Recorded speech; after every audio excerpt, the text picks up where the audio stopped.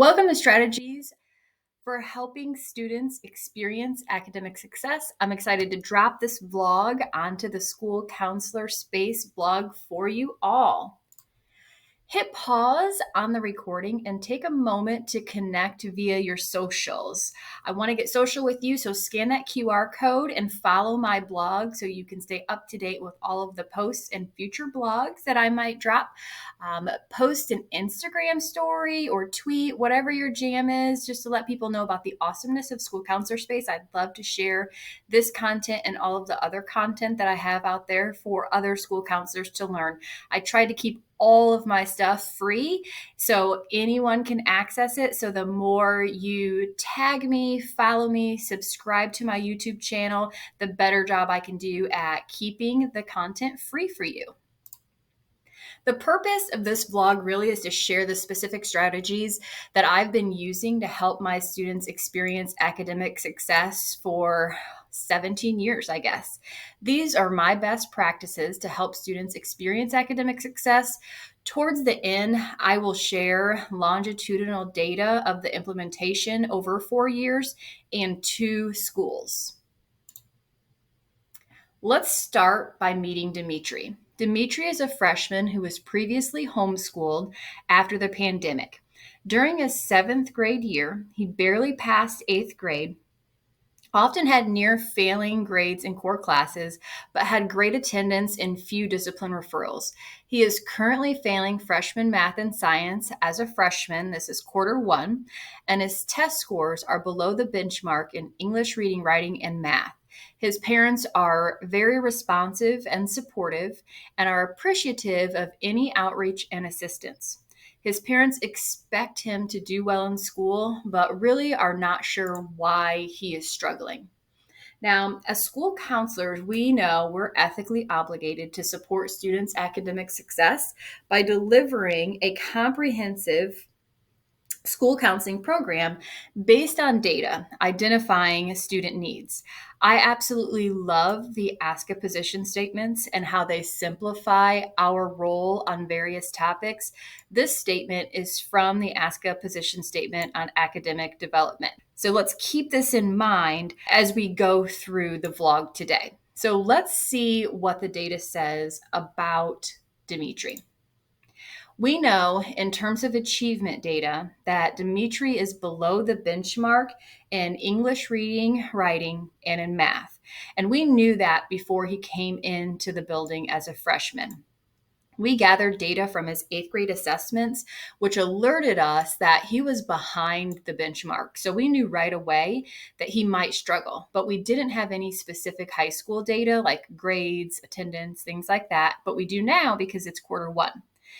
You could even begin this type of intervention at midterm, so before quarter 1 if you wanted to, depending on what your other obligations were during those first 4 or 6 weeks of school. As of today, Dimitri is failing science and math. So we now have some specific concerns in terms of his high school academic achievement. When we look at his attendance, he's doing great, 98% attendance rate. That's awesome. So we know we're getting him to school. We know we're getting his butt in the seat. We are just not meeting the mark when it comes to educating him in the way that he needs to be educated. Discipline data shows that he's only had 2 minor disciplinary infractions. So not only are we getting him to school, but he's staying in class. He's a great student in terms of behavior and attendance. When we look at situations like this, the way I break it down is kind of like a puzzle. I love to do puzzles, so this is a great analogy for me.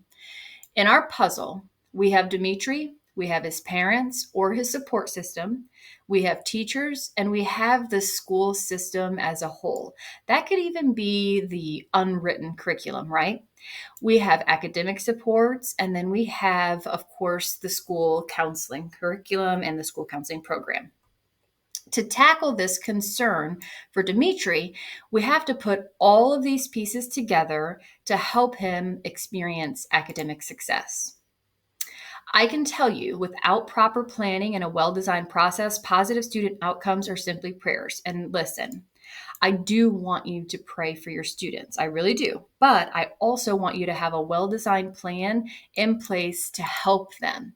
So let's talk about some foundational strategies before we jump into specific strategies that I would use to help Dimitri.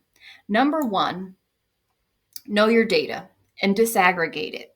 What we find when we disaggregate data is we're not just looking at numbers anymore. We're finding trends with specific groups of students. We start to see faces of the students we serve in the data. And then we're hearing stories that we know about those students. So make sure you're not just looking at those numbers or the data and saying, oh, this is the overarching concern that I have. Make sure you're digging in a little deeper and seeing the faces of the students that data represents. When we talk about data here, we're talking about school improvement plans, your school data summary, that's something that you'll create, achievement, attendance, and discipline data. Now, you're going to want to review your testing data. And if we're talking about freshmen, you're going to want to do that before they're actually in your building so you have an idea of who may need more support before they actually need that support. When you see those 3 pink arrows throughout the vlog, be alerted that I'm sharing a specific strategy that I want you to pay attention to. This one is recognizing Monday as data day. This was a great idea shared in the February 2014 Ask a Magazine article by Carol Koffenberger. I hope I'm saying her name right, and I'm probably dating myself a little bit there, but it was a great article. So check it out. Full article, February 2014 Ask a Magazine by Carol Koffenberger. It didn't just talk about making a specific day a data day. There was much, much more to the article, but that was one of the huge takeaways that I got from that article. Because of it, I do a weekly data review and then plan student supports and set appointment times for the entire week. This might prevent some of those Sunday scaries that some people have. I know when I get to work each Monday, I'm going to spend some time intentionally planning for the week ahead. So try to get up early on Mondays. Do a little meditation or your morning workout. We're thinking about self-care here. And then get to the office early to run those reports and review the data. Review weekly grades, attendance, discipline, anything that aligns with your student outcome goals. This will tell you who needs your services the most in that moment. Number 2, you want to implement a program based on those annual student outcome goals. So think about what are your program priorities, and these are based on the data. Which ASCA mindsets and behaviors align with your goals? How will you assess your progress? And then, of course, you want to action plan. 2 more foundational strategies. We are looking specifically at direct and indirect services now. When I think of classroom instruction, I know based on experience and counsel from other seasoned school counselors that it is paramount that you get into the classroom in August or as soon as you can after the first day of school. During this first classroom visit, you are going to get in front of every single student, every single one of your students, and introduce your program. You're also introducing yourself, you're collecting data, and all the activities that are going to open the door so students know who you are and they know how to access your services. That's going to be very, very important. This is so important as we begin to think about future interventions. We have to build relationships and make those connections first. Under direct services, we are also talking about appraisal and advisement. This could be minute meetings. And if you don't know what minute meetings are, put that on your list of things to learn more about. Check out Danielle Schultz's blog if you want to learn from the creator of Minute Meetings. I put a QR code there so you can pause the video, scan it, open it up in another tab, and check out her blog post on Minute Meetings later. Definitely worth your time. This could also be individual student planning meetings. So those one-on-one meetings where you're talking to students about some of their academic testing, all of these other things. And this is a one-on-one meeting because these are private conversations that give them the opportunity Dimitri to ask more questions about the data that you've collected on them or the data that exists on them. Here, we're basically looking at services that help students analyze information about themselves and then make sense of it, and then, of course, apply it to their life. Lastly, for foundational strategies, we're looking at indirect student services. This is our consultation and collaboration moment. Where are all my Swifties? This is your moment for consultation and collaboration. When we think about consultation, we're talking about sharing information with teachers and getting information from teachers, getting their opinions and recommendations, contacting parents. When we're talking about collaboration, we're working with teachers to devise a plan to support students. And we will really color in the lines when I start to unpack how we can do that effectively, especially when we're talking about helping students who are not experiencing academic success like Dimitri. So let's begin to put this puzzle together. Let's start with Dimitri. What is his experience in terms of the academic concerns that we have? We already know what the data says about him, but what does he have to say? When I think of Dimitri, I think of breaking down the information I have into three categories. I have mindsets and behaviors data, because we went into the classroom in August, right? I have information from appraisal and advisement, and then I have some counseling data. Here's a depiction of our mindsets and behaviors data collected from Dimitri. Right away, it stands out to me that he is really not sure that he can get good grades in math. We know this immediately, that he believes math is a challenge for him. And in conjunction with our testing data that we already have analyzed, we know that the data supports that as well. Secondly, I see that he is somewhat sure that he can do well in English and science. So we know right away there's an opportunity for us to intervene so we can move more of these closer to the 3. We may not get them over to the 4, except for I know how I learn best. I would love to see that move over to the 4, but let's try to get them over to the 3. Now let's take a look at that appraisal and advisement data. He completed his learning style assessment and understands how to use the results. So when we were doing those ISP meetings or individual student planet meetings, meeting one-on-one with him after we've been in the classroom, after we've had a chance to get to know him and all of the things, now we can move into this section. So we've got his learning style assessment and we've explained to him how to use it. He has set SMART goals for himself. He wants to pass all of his classes with a C or better. So the drive to do it, the desire to do it is there. His top career cluster is architecture and construction. He wants to be a carpenter. We can talk to him about all of the electives that are going to be open to him if we can get him past these core classes this freshman year. He agrees to attend organizational study skills bootcamp group. And that's a group curriculum that you can buy from ASCA, one of my favorite group curriculums to use in situations like this. On the right-hand side, we've got our counseling data. We're going to assess motivation style so we can kind of dig into what motivates him best. We're going to assess obstacles to school success and study habits so we can see what's keeping him from being successful. When we pull all of this together, and synthesize all of that information plus this one-on-one interaction we've had with him, here's what we have. Here's the message that we can communicate to all of the people that are now wrapping around him. I want to pass my classes, but I have a hard time reading graphs in science, and sometimes understanding the material in math is just hard.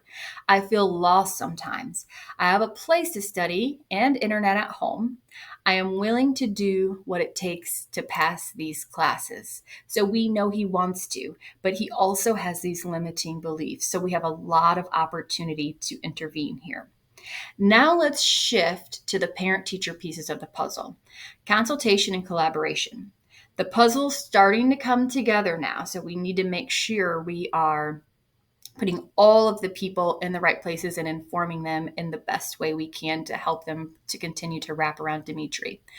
With parents, every Monday, auto mass emails going out to not just Dimitri's parents, but any parent who has a student that falls into the category that they are earning a D or an F. Now, at my current school, I used to have to do this every Monday on my own, run the list, generate a new list with specific students that met that category, paste it into our SIS system, and then run an automated email to go out to all of these parents through our system.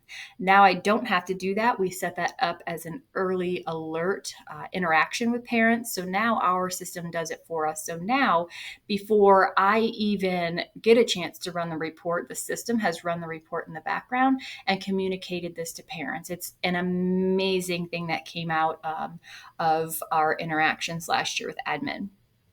Next, we're going to follow up call home to parents to gather more data and share student goals and provide recommendations. Now, this is specific to Dimitri. I'm definitely not saying every single student that has a D or an F, do this, because you might not have time to. If you have time to, great. But if you don't, identify those students who you definitely feel like this would be an effective use of your time to do. Those phone calls home are so, so important.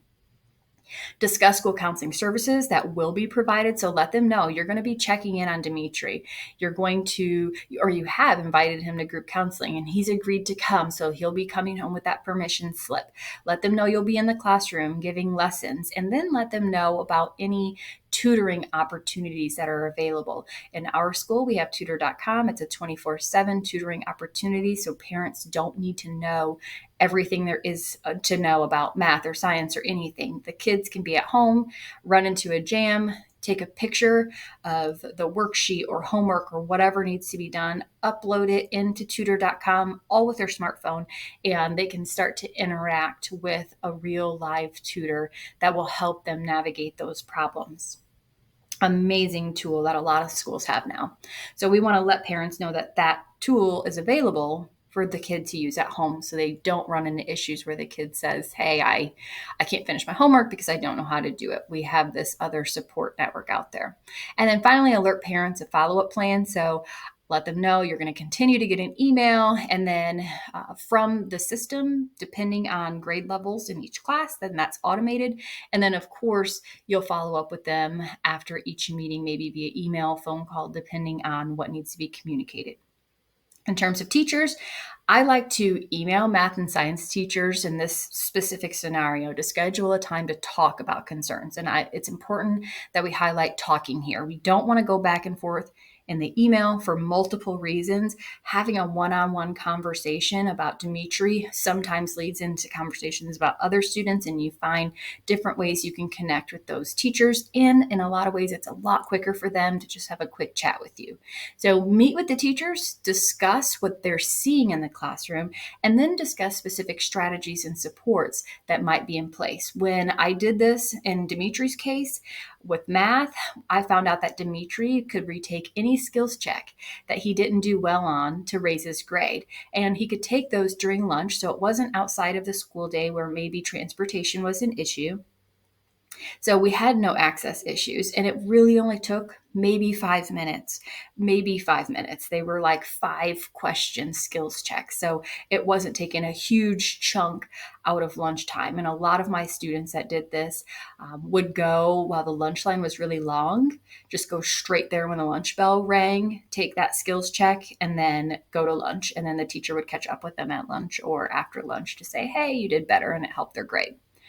Dimitri was also, based on this conversation I learned, he was lacking foundational skills that he really needed to be able to progress. So lacking foundational skills that are going to prevent him from progressing through math, not just this year, but in the future if we don't do something about it. So the math teacher in this case suggested enrollment in Khan Academy to help the student to regain some of those foundational skills.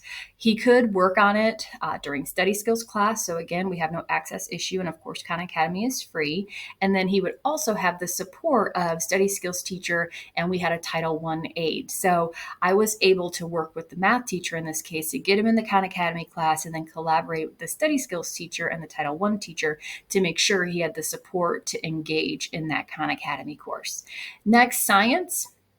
I learned that if he took all of his notes during class and turned them in, he could later do test corrections after the test. So it didn't matter what he got on the test, he could improve it always just by making sure he took notes and turned them in. They also held study groups during lunch right before tests. So everything was fresh and the teacher was at every single study group to help the kids best prepare for the test. So I knew after consulting and collaborating with some of the other important people in Dimitri's life that we had lots of opportunities for Dimitri to be successful. Now let's bring this back full circle and put that last piece in. Let's see how all of the systems work together to help Dimitri experience academic success. Number one, we've got our school counseling curriculum. Our Q1 lesson, we're introducing the school counseling program, we're introducing ourselves as a school counselor, and we're gathering that mindsets and behavior data so we know from the student's perspective what's going on. Q2, our lessons are going to focus on, in this specific situation, learning styles, career exploration, tutor.com, growth mindset, self-efficacy, and SMART goals. We're going to help all of the students to navigate this information. This, of course, is working in our MTSS Tier 1. So we know all students get this. Now, Dimitri is getting a little extra with all of that. So we know now we've moved him up. We're working with him in an MTSS Tier 2 way. But at the Tier 1, he's getting all of these things that we know all of our students need. He just needs more based on the data that we have collected. Number 2, now, remember, those emails that are going out in terms of parent collaboration are automated. Personal emails for Opportunity Youth should also be going out. So I talked a lot already about that parent collaboration piece and sending those weekly emails to keep them constantly informed of things. But there are other students who might need that follow-up email from you to go out to their parents or that phone call to go out to the parents. Number 3, we're going to assess in this situation at the MTSS Tier 2 level, we're going to assess obstacles to school success and study habits, and then discuss those results and how to use them. I also like to create what I call a PAPA, or a positive academic progress agreement. And I like to send that home with the student so the parent knows this discussion that I've had with the student. The parent knows that the student understands the gravity of the situation they're in. And I'm going to share a copy of my PAPA with you at the end, so you'll have that resource and you can kind of tweak it and make it work best for you.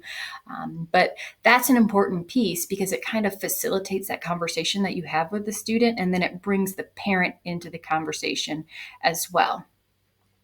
Number 4, we're going to enroll him in that Khan Academy math course that the teacher recommended. We're going to communicate with the study skills teacher and the Title I aide so they can assist with that specific intervention.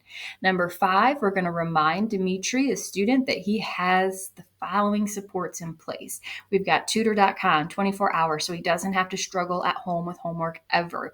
We've got that math opportunity to retake any study skills or study skills check during lunch to raise his grade. And then in science, if he takes all of his notes and turns them in before the test, he can always do those test corrections. So he can always get that second chance to look at that test and raise his grade. And then, of course, we have the study groups during lunch before tests, so he gets the opportunity to study with the teacher and peers before the test. And then finally, number 6, we've got those weekly check-ins with Dimitri to assess his goal progress and kind of keep him pepped up about where we're going.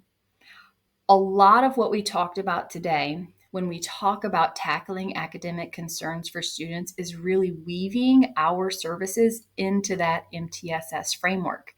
Identify barriers to student learning, because MTSS is part of that, and that's what we are here to do, and that's how we support it as well. It's systemic change for the entire building, and I hope that makes sense to you. Let's recap. The focus of this vlog was to talk about strategies for helping students experience academic success. Hopefully, you feel like the time you just invested will help you devise a plan to consistently track student academic performance data, address systemic barriers, and intervene in a systemic way when students are struggling to experience academic success. Now, I also promised I am going to deliver you some data, so here it is. As you can imagine, Dimitri was not the only student who was struggling academically, which is why my annual student outcome goal was focused on academic interventions, specifically during the 3 years depicted here. I have implemented the system that I just shared with you for many years. So if you are thinking about doing this based on what you've seen today, I suggest starting by getting the book that I have depicted here on the left, Making Data Work. Scan that QR code, add it to your Amazon cart so you can check out with it later. It's a great resource to have, not only to help you plan to use data, but also to track it and then present it. I bet you're wondering about Dimitri.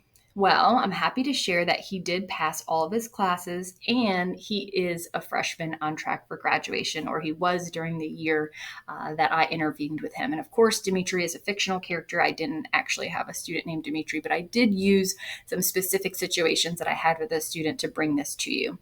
So looking at the data, you can see there's a clear decrease in the percent of students failing one or more courses over time.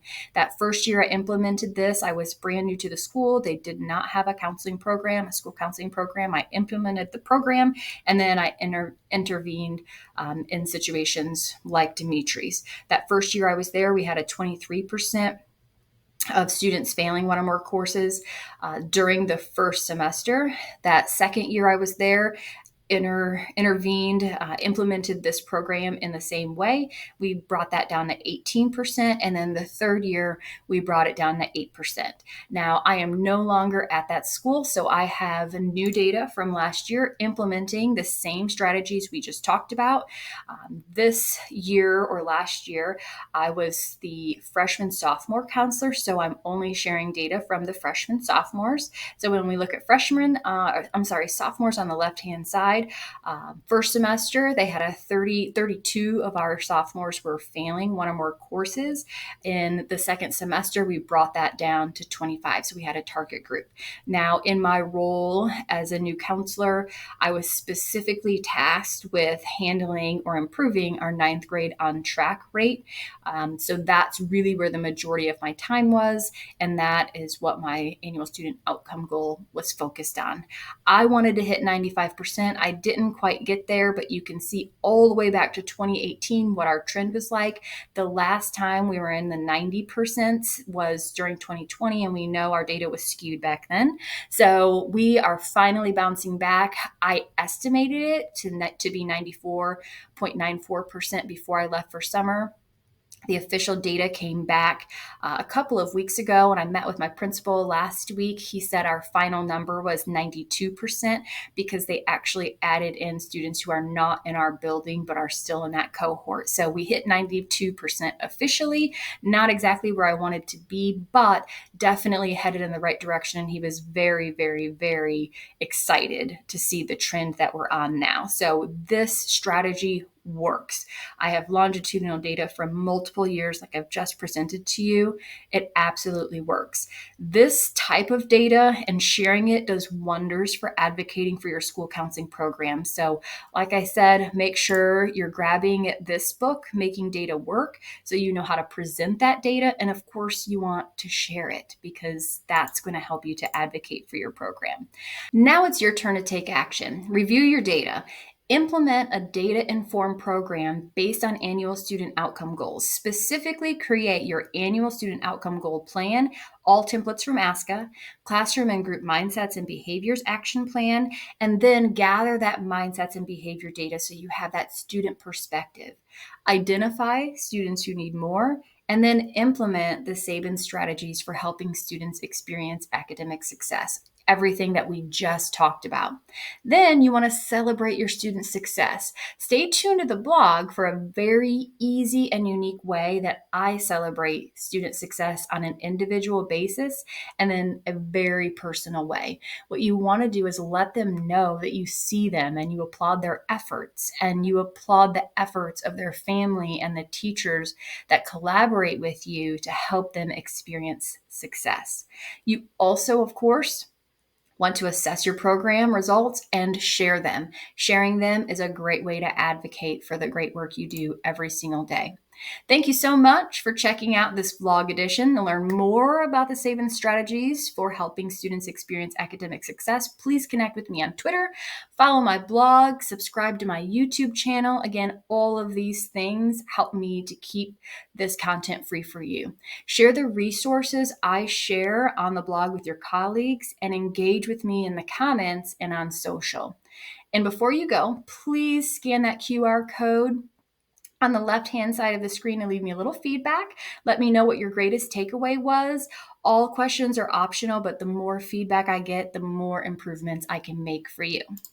And then finally, here are all the resources. I'm going to link them on the blog for you to access. But if I missed anything, please reach out via the blog or on socials. Thanks so much.